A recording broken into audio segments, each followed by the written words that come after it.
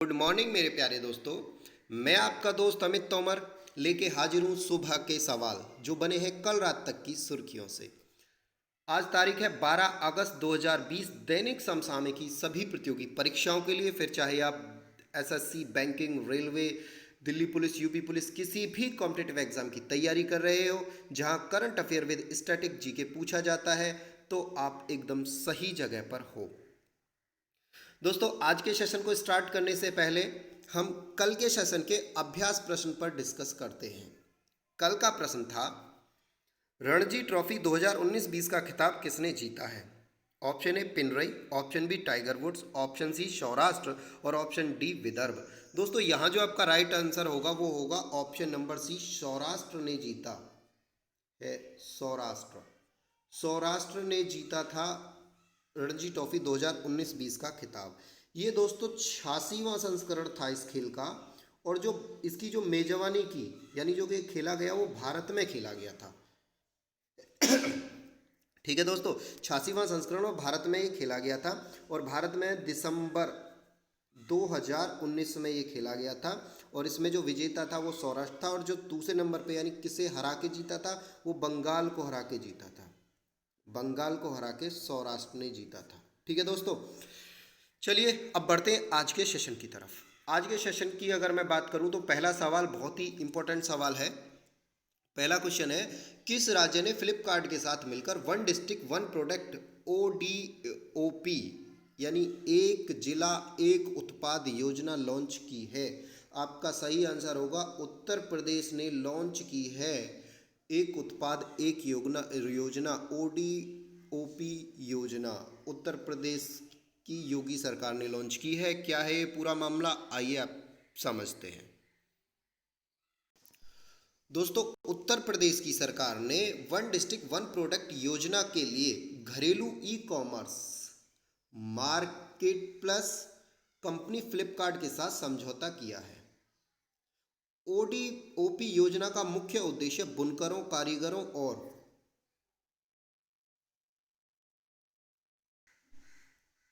शिल्पकारों के व्यापार को ऑनलाइन बढ़ाने में मदद करना है। ठीक है दोस्तों, राज्य सरकार कारीगरों, बुनकर और शिल्पकारों को OTP योजना के माध्यम से फ्लिपकार्ट के साथ जोड़ना चाहेगी। देखिए, समझिए इस पूरी योजना है क्या। देखिए, मान के चलिए आपने कोई भी उद्योग स्टार्ट किया, ठीक है, कोई भी आप प्रोडक्ट बनाते हो, तो जो आप प्रोडक्ट बनाते हो वो फ्लिपकार्ट के माध्यम से सेल किया जाएगा। यानी फ्लिपकार्ट पे जैसे आप खरीदते हो ना, ऐसे ही फ्लिपकार्ट पे आपका प्रोडक्ट भी फ्लिपकार्ट से खरीदा जाएगा। बात समझ में आ गई होगी क्या है ये पूरी योजना। ये योजना मुख्य रूप से युवाओं को रोजगार देने के उद्देश्य से शुरू की गई है। ठीक है दोस्तों, चलिए बढ़ते हैं अगले प्रश्न की तरफ।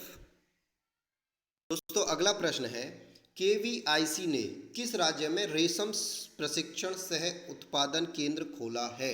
दोस्तों, राइट आंसर होगा आपका option number A, Arunachal Pradesh में खोला है KVIC ने रेशम प्रशिक्षण सह उत्पाद केंद्र। क्या होता है आइए समझते हैं विस्तार से। दोस्तों, खादी एवं ग्राम उद्योग आयोग KVIC, खादी एवं ग्राम उद्योग आयोग ने अरुणाचल प्रदेश में आदिवासी गांव चुल्लू में रेशम प्रशिक्षण सह उत्पादन केंद्र खोला है। यह प्रशिक्षण सह उत्पाद केंद्र में हथकरघा आप समझ गए होंगे, जो हाथ से, जैसे आपने देखा होगा पहले चरखा चलते थे ना, हाथ से हम इस तरह से जो रेशम वगैरह बनाते थे और कॉटन वगैरह के जो बनाते थे, ठीक है, चरखा सिल्क रीलिंग मशीन जैसी मशीनरी स्थापित की जाएंगी। यह अरुणाचल प्रदेश राज्य का पहला रेशम प्रशिक्षण सह उत्पाद केंद्र है। इस प्रशिक्षण केंद्र के लिए चुल्लियू गांव के 25 स्थानीय कारीगरों के बैच को चुना गया है, जो कि गांव में उद्योग की गतिविधियों को बढ़ावा देंगे। ठीक है दोस्तों, अरुणाचल प्रदेश की बात हुई है तो आप सब जानते हो अरुणाचल प्रदेश जो है हमारे सबसे ईस्ट में स्थित है, और आपका जो यहाँ की राजधानी ईटानगर है, और मुख्यमंत्री आप सब जानते हो किरण रिजिजू हैं। ठीक है दोस्तों, ये थी पूरी खबर। चलिए बढ़ते हैं अगले प्रश्न की तरफ। दोस्तों, अगला प्रश्न है, इंपॉर्टेंट प्रश्न है परीक्षा की दृष्टि से ये भी। FSSAI ने स्कूल कैंपस में कितने मीटर के दायरे में जंक फूड की बिक्री पर प्रतिबंध लगाया है? दोस्तों सबसे पहले ये जंक फूड क्या होता है? जंक फूड होते हैं जैसे आप पिज़्ज़ा बर्गर ये सारी चीज़ें खाते हो ना, यही आते हैं जंक फूड के अंतर्गत। ठीक है, तो FSSAI ने इस पर प्रतिबंध लगाया है कि भाई आप ना इनको स्कूल के 50 मीटर के दायरे में नहीं बेच सकते, यानी स्कूल से अगर आप बेचोगे तो 50 मीटर से दूर बेचोगे। ठीक है, ये किस लिए? क्योंकि बच्चों की स्वास्थ्य को देखते हुए ये कदम उठाया गया है। और अगर आप बात करें FSSAI क्या है, तो भाई FSSAI है भारतीय खाद्य संरक्षा एवं मानव प्राधिकरण। ठीक है दोस्तों, जिसकी स्थापना खाद्य सुरक्षा एवं मानव अधिनियम 2006 के अनुसार की गई। ठीक है दोस्तों, क्या है पूरी खबर, आइए विस्तार से समझते हैं। दोस्तों FSSAI ने स्कूल कैंपस के 50 मीटर के दायरे में जंक फूड की बिक्री पर पूरी तरह से प्रतिबंध लगाने की घोषणा की है। FICCI ने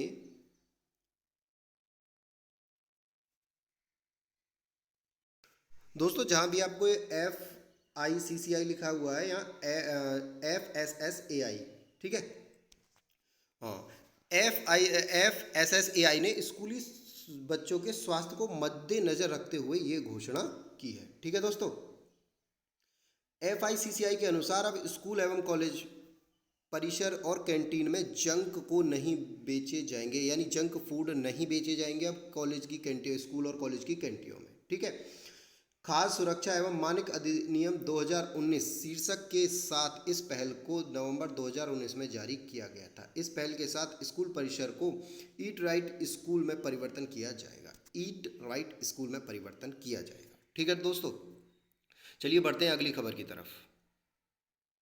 दोस्तों अगला प्रश्न है आपका, ट्रैफिक सिग्नल पर महिला प्रतीक चिन्ह अंकित करने वाला पहला शहर कौन सा बना है? तो आपका सही आंसर होगा मुंबई। क्या है ये महिला प्रतीक चिन्ह, आइए समझते हैं। दोस्तों मुंबई ट्रैफिक सिग्नल साइन पर महिला का प्रतीक अंकित करने वाला भारत का पहला एकमात्र शहर मुंबई बना है। ठीक है, मुंबई नगर निगम में ट्रैफिक सिग्नल में महिला प्रतीक को त्रिकोणीय फ्रॉक में पुरुष के चिन्ह से रिप्लेस किया है। आपको यहाँ पे ट्रैफिक सिग्नल दिखाई दे रहा होगा जैसे आपने शहरों में देखे होंगे, तो यहाँ पे क्या होता है, पुरुष का चिन्ह होता है। अब तक सभी शहरों में अभी भी पुरुष का चिन्ह आपको दिखने को यहाँ पे मिल जाएगा ट्रैफिक सिग्नल। लेकिन मुंबई ने क्या किया है, मुंबई सरकार ने इस पुरुष चिन्ह की जगह पे महिलाओं का चिन्ह लेकर आए हैं। ठीक है दोस्तों, मुंबई शहर में 2014 से 17 में ट्रैफिक लाइन में महिला आइकन को चिन्हित करने का कार्य शुरू किया था। यानी इन्होंने 2014 से 17 में ही कर दिया था कि हम यहाँ पे महिला का जो है चिन्ह लेके आएंगे। मुंबई के पर्यावरण मंत्री आदित्य ठाकरे ने एक सरल विचार के साथ समलैंगिकता समानता सुनिश्चित करने के उद्देश्य से इसे शुरू किया। यानी हम ये कह सकते हैं कि जो लड़की और लड़के का जो महिला पुरुष का जो भेद है उसे कम करने के लिए इसकी शुरुआत की गई है। ठीक है दोस्तों, आप जानते हो महाराष्ट्र, मुंबई जो है महाराष्ट्र में स्थित है और महाराष्ट्र के मुख्यमंत्री कौन है, आप सब जानते हो, उद्धव ठाकरे। ठीक है दोस्तों, चलिए बढ़ते हैं अगले प्रश्न की तरफ। दोस्तों अगला प्रश्न है आपका, पाकिस्तान ने किस देश के सांसद अली शाहीन को अपना प्रतिष्ठित पुरस्कार सितार ए कैद ए आजम पुरस्कार दिया है? तो दोस्तों यहाँ आपका सही ऑप्शन होगा तुर्की। तुर्की के सांसद हैं अली शाहीन, इनको पाकिस्तान ने अपना सर्वोच्च प्रतिष्ठित पुरस्कार दिया है।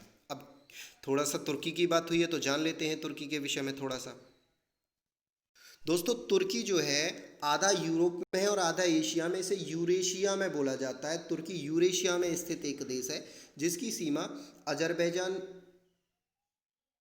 Israel, Syria, Iraq, Iran, Georgia, Istanbul इन देशों से साझा होती है। और इसके एक तरफ ब्लैक सी है, इधर इसके आप अगर पूरब में जाओगे तो कैस्पियन सी, इधर जाओगे तो एक साइड आपको मिलेगा मेडिटेरियन सी यानी भूमध्य सागर। ठीक है, अगर मैं तुर्की की राजधानी की बात करूं तो तुर्की की राजधानी है अंकारा।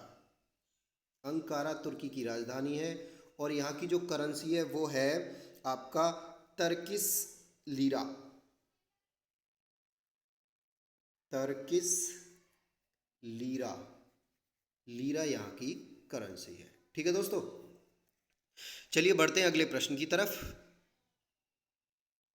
दोस्तों अगला प्रश्न है आपका, भारतीय जीवन बीमा निगम LIC ने किस बैंक के 4.23% शेयर का अधिग्रहण किया है, यानी किस बैंक के 4.23% शेयर खरीदे हैं। तो आपका राइट आंसर होगा यस बैंक के 4.2% शेयर खरीदे हैं। क्या है पूरी खबर, आइए समझते हैं।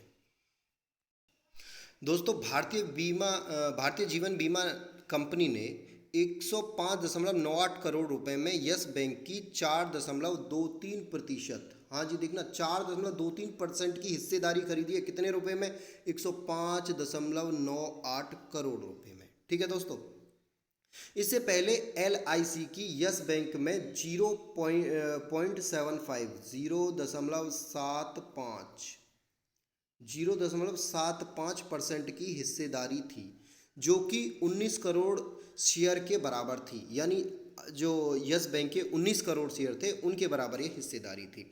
परंतु अभी LIC ने क्या किया है, इसकी 4.98 की हिस्सेदारी हो गई है। यानी देखिए 4.98 की कैसे हो गई है, ध्यान समझिए। देखिए 4.23 की तो पहले थी, और ये आपका जो 0.75% की फिर से हो गई। तो इनकी अब कुल जो साझेदारी हो गई है वो हो गई है 4.98% की हिस्सेदारी, जिसमें 125 करोड़ के शेयर शामिल हैं। ठीक है दोस्तों,